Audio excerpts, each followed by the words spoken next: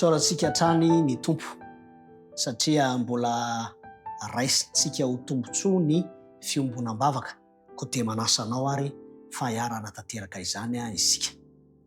Raha ny tsara indrindra izay ny an-danitro velom-pisaorana anao hatrany izahay noho ny tombontsoa izay mbola atolotra ao anay ao anatin'izao fiombonam-bavaka izao.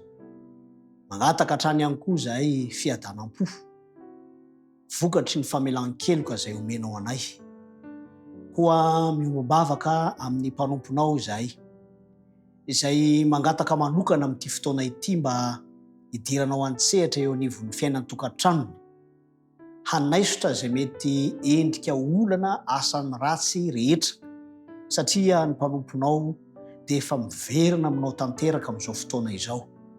Koa mba hisy akony eo amin'ny fiainan-tokantranony tokoa ne izany fiverenany aminao izany. Toy izany ihany koa tompo ny angatana manokana ho an'ireo zanany roa vavy ao anatin'ny hafanam-po kanefa sitraka indrindra raha mba ho tonga amin'ny fanoloran-tena izy ireo.